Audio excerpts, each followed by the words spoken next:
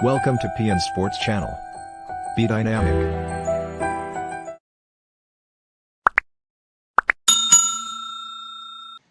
Hello friends, सभी को मेरा नमस्कार और शुरुआत करते हैं आज की स्पोर्ट्स अपडेट की, जो कि कल एक बड़ा अहम मुकाबला फुटबॉल जगत के अंदर था। और यूरोप के अंदर जो बड़ी अहम एक टूर्नामेंट होता है यूरोपियन, जो यूरो कप था बेसिकली, उसमें 2021 का जो यूरो कप है वो उसमें अपना कब्जा जो है इटली ने जमा लिया है।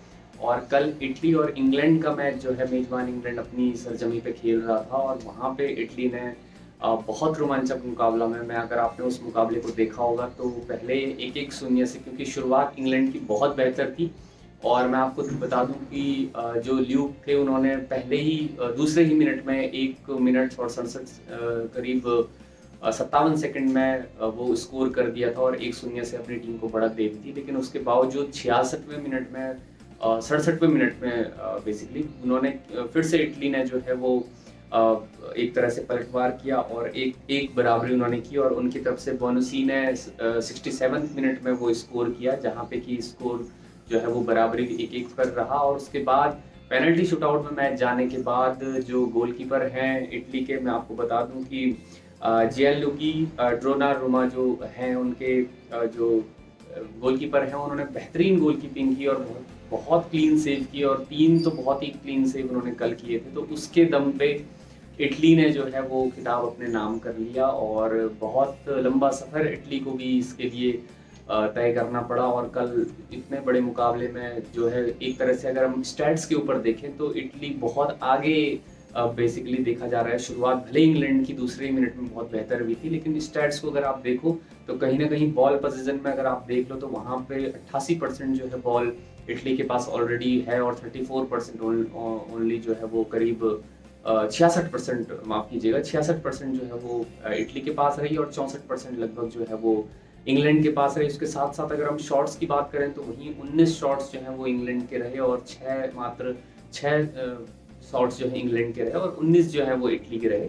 उसके अलावा अगर हम शॉट ऑन टारगेट की बात करें तो उसमें भी इटली कहीं आगे रहा, और इटली के 6 और सिर्फ 2 टारगेट इंग्लैंड करने में सक्षम रह पाया, जिसमें कि एक उन्होंने स्कोर भी किया। तो कुल मिला के अगर हम देखें तो स्टैट्स को देखा जाए या ओवरऑल परफॉर्मेंस को देखा जाए तो इटली कहीं आगे जो है इंग्लैंड से नजर आती थी। और उसी का जो है एक जो आउटकम या रिजल्ट, उनको कंसिक्वेंस जो दिखाई दिया वो जीत के रूप में इटली को दिखाई दिया, और इटली ने इसे 3-2 से पेनल्टी शूटआउट से इस खिताब को अपने नाम किया। उसके अलावा हम बढ़ते हैं एक और जो कल बड़ा मुकाबला था, जो कि विंबलडन का फाइनल मैच था मेंस सेक्शन में। वुमेन्स सेक्शन ऑलरेडी जो है एशले बार्टी जो ऑस्ट्रेलियन है उन्होंने जीत लिया था, लेकिन कल जो है विंबलडन का मेंस का फाइनल था, जिसमें वर्ल्ड नंबर 1 रैंकिंग जो नोवाक जोकोविच है सर्बिया के, उन्होंने इटालियन जो बैरेटिनी है उनको पहला सेट में तो भले ही वो पीछे रहे, 6-7 से वो पहला सेट हारे, लेकिन उसके बाद लगातार 3 सेट जीत के 6-4, 6-4 और 6-3 से उन्होंने जो ये जीत दर्ज की।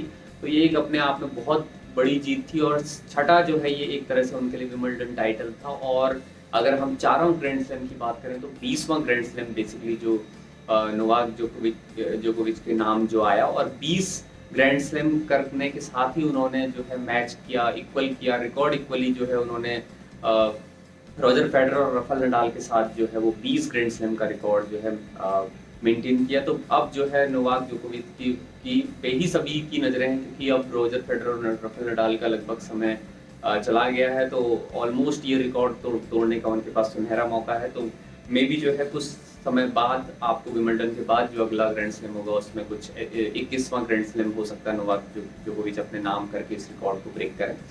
विंबलडन की अगर मैं बात करूं तो विंबलडन आपको बता दूं कि सबसे पुराना वन ऑफ द ओल्डेस्ट नहीं बल्कि ओल्डेस्ट जो है टेनिस का टूर्नामेंट है। और आज के 144 साल लगभग पहले जो है वो 1877 में इसकी शुरुआत हुई थी, और 1870 में शुरुआत होने से और अभी तक ये टूर्नामेंट चलता है, जो कि लंदन में हमेशा से कराया जाता है ऑल इंग्लैंड जो टेनिस क्लब है उसके द्वारा। तो उस समय से और अभी तक इसकी अपने आप में एक बड़ी प्रेस्टीज है और अपने आप में एक बहुत पॉपुलर टूर्नामेंट माना जाता है। तो उस लिहाज से विंबलडन की हमेशा से अपनी एक पहचान रही है, क्योंकि ये एक तरह के ट्रेडिशनल ग्रास में खेला जाता है।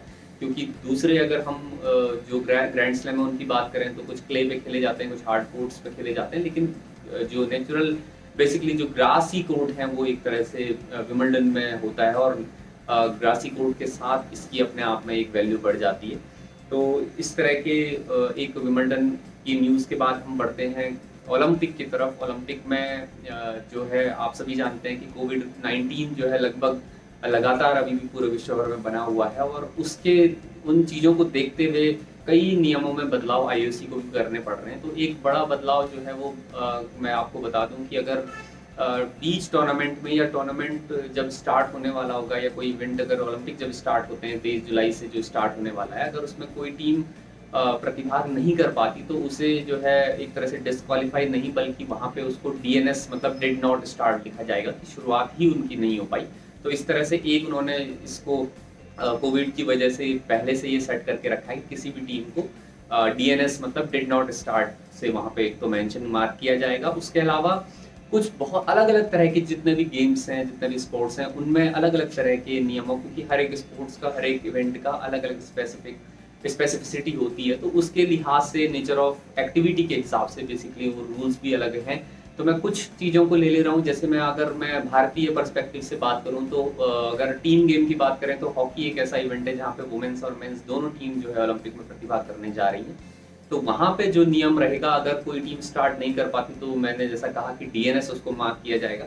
लेकिन अगर बाय द वे जब हम नॉकआउट स्टेजेस की बात करेंगे, जैसे बाय द वे अगर कोई टीम फाइनल मैच खेलने जा रही है और फाइनल में अगर वो कोविड की वजह से पार्टिसिपेट नहीं कर पाती, बाय द वे ऐसा हो जाता है कि किसी कारणवश वो कोविड के वजह से, पॉजिटिव केसेस की वजह से वो पार्टिसिपेट नहीं कर पाती फाइनल में, तो उस मैच में जो है वो जो जिस टीम को उन्होंने सेमीफाइनल में हराया था, जो मतलब थर्ड प्लेस की टीम खेलने वाली थी, तो वो ओपोनेंट टीम को फाइनल खेलने का मौका दिया जाएगा। और जो तीसरी बची हुई टीम है, जो ऑलमोस्ट चौथे नंबर की जो टीम है, या तीसरे का जो मुकाबला जिसे खेलना था, उसे जो है ब्रॉन्ज मेडल घोषित कर दिया जाएगा। तो इस तरह के नियमों को थोड़ा सा बदलाव करने की आईओसी ने कोशिश की है। उसी के साथ में कई इंडिविजुअल इवेंट्स की अगर मैं बात करूं तो इस बार जो है उन्होंने आईओसी ने दल को थोड़ा सा ऑल्टरनेट करने के लिए, बढ़ाने के लिए की भी पेशकश की है, क्योंकि कई नेशनल एसोसिएशन ने इसकी मांग भी की थी। जैसे मैं फुटबॉल में बता दूं कि 18 का दल जो है वो जाता था, लेकिन इस बार जो है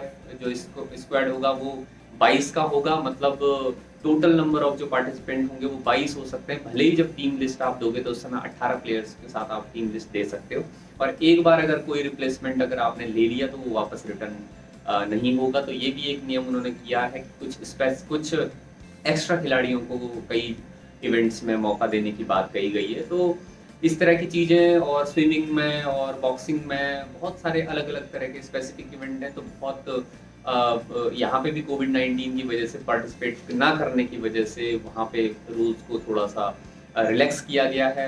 रिलैक्स बोला जाए तो फ्लेक्सिबल एक तरह से किया गया है। तो ये एक बड़ी अपडेट आईओसी की तरफ, ओलंपिक संघ की तरफ से दी गई थी। तो यही 3 बड़ी अपडेट आज की थी, और आगे भी हम आपसे इस तरह से अपनी बातों को शेयर करते रहेंगे, और आने वाले टाइम में आपके लिए और नई तरह की वीडियोस लाते रहेंगे।